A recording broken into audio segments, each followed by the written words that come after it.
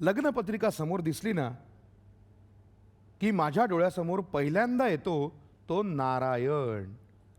ही नारायण मंडळी असतात ना, ही कुणीही न सांगता स्मशानात आणि लग्न समारंभात आपलं हे जे स्वयंसेवकगिरीचं व्रत असतं ना, ते अगदी आजन्म पाळत असतात. कशाचीही, एका पैशाची किंवा एका धन्यवादाची अपेक्षा न करता. अहो, मुळात त्यांनी अपेक्षा करावी अशी त्यांच्याकडनं अपेक्षाच नसते.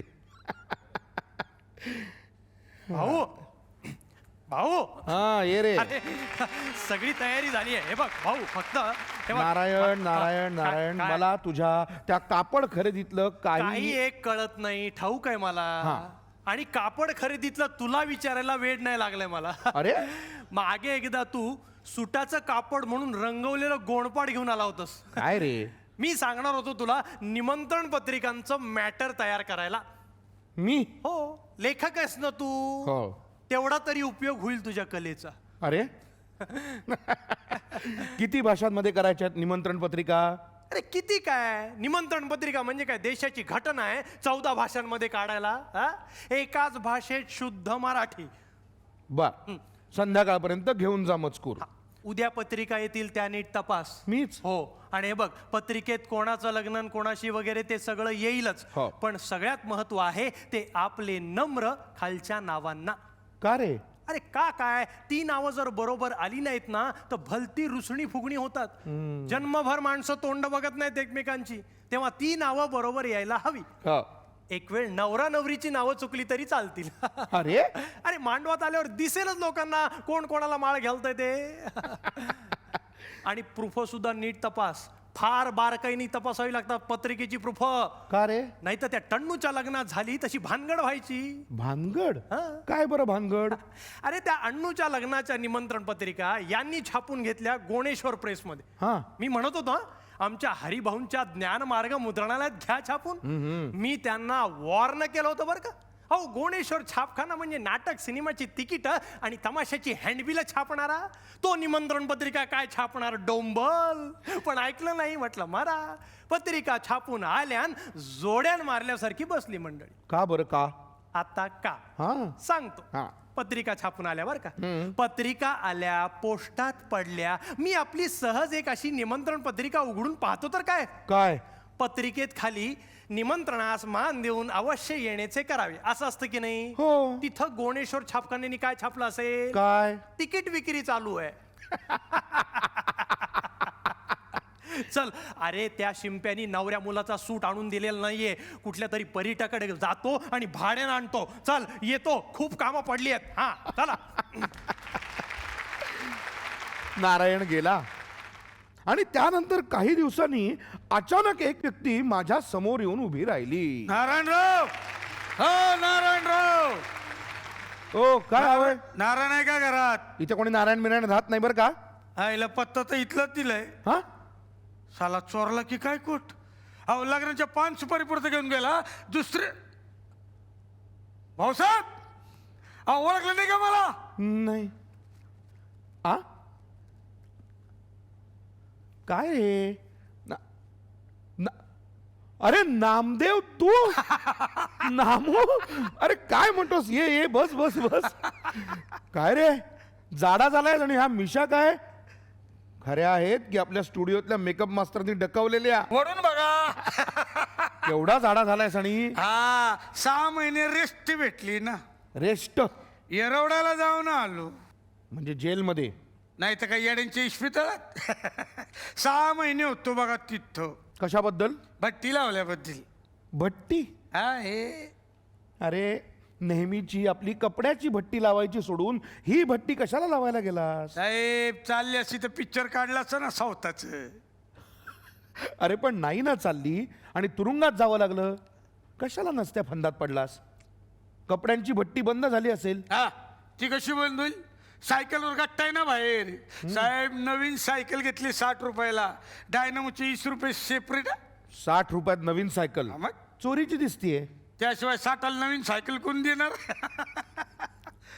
साहेब, तुम्हाला कळलं का? श्यामू कुलकर्णी मिळाला. काय सांगतोस काय? गळ फास लावून. आपला शामू? अरे काय सुरेख बासरी वाजवायचा रे. दिसणं गोड, बोलणं गोड.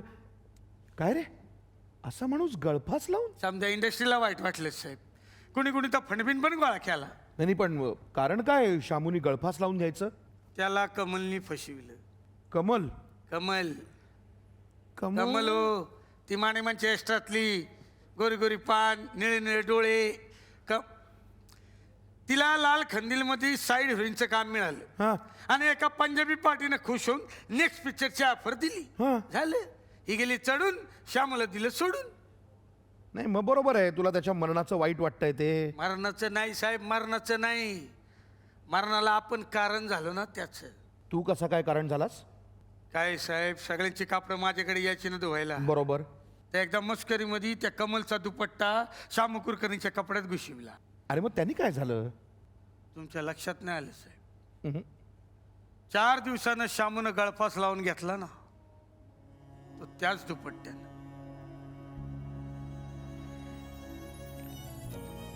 जाऊ दे साहेब, विसरून जायचं ते. तुम्ही ते नारायणकडून कोट घेऊन ठेवा आणि तुमची कापडं पण काढून ठेवा. येतो मी साहेब. हा, बिचारा शामू कुलकर्णी, काम का आदमी, इश्क में निकम्मा झाला. प्रेमानंच त्याचा बळी घेतला. अत्यंत हृदयद्रावक घटना. हो, पण प्रेमातल्या सगळ्याच बळींसाठी आपलं हृदय द्रवणं तसं अवघडच असतं, नाही का? आता आमच्या नाथा कामताचंच घ्या. अहो, त्याच्या मते तो रोमिओ, मजनू, सोनी महिवाल यांच्यापैकी वाल किंवा महिवाल जो कोणी असेल तो अशा ज्येष्ठ आणि श्रेष्ठ प्रेमवीरांच्या पंक्तीत बसू शकेल असा प्रेमातला हुतात्मा. अहो, पण त्याच्या त्या प्रेमाच्या हकीकती ऐकताना, अनेक वचन लक्षात घ्या, प्रेमाच्या हकीकती ऐकताना दुःख होण्याच्या ऐवजी हसूच बरेचदा यायचं. वास्तविक नाथाची आणि माझी ओळख एखाद्याला आपोआप सर्दी व्हावी ना तशी झाली होती.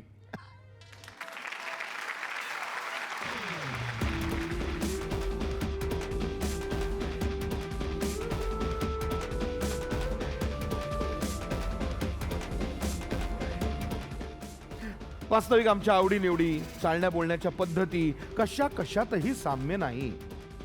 अहो, मी अल्ला घरची गाय, तर नाथा अल्लाच्या घरी असतात की नाही मला माहित नाही, पण अल्ला घरचा मोर. मी शास्त्रोक्त संगीताचा वारकरी, तर नाथा पॉपचा फॅन. तरी सुद्धा आपली सारी गुपितं सुस्कारे सोडत सोडत तो माझ्या कानात सांगायचा, एवढं मात्र खरं. बाबा रे, तुझं जग वेगळं, माझं जग वेगळं. वास्तविक नाथा माझ्यापेक्षा वयाने लहान, त्यामुळे त्यांनी माझा अशा खांद्यावर हात ठेवून बोललेलं मला आवडत नसे. नाही, माझा खांदा काही फक्त शिवाजी महाराज किंवा थोरले बाजीराव यांनीच हात ठेवायच्या लायकीचा आहे असं माझं अजिबात काही म्हणणं नाहीये, पण नसे आवडत. तसंच त्याचं हे बाबा रे म्हणणं. या बाबा रे मध्ये वत्सा तू अजाण आहेस. हा भवसागर दुस्तर आहे. खरी दुनिया म्हणजे काय ती तुला कळलेलीच नाही. अशी काही वाक्य गुप्तपणे वावरत असतात. तो हवा येऊन द्या, त्याला हवा येऊन द्या, डोक्याला शॉट नको, हवा येऊन द्या. मी मराठी, झी मराठी. झी5 ॲप आजच सबस्क्राईब करा आणि आपल्या आवडत्या मालिकांचे भाग कधीही कुठेही पहा.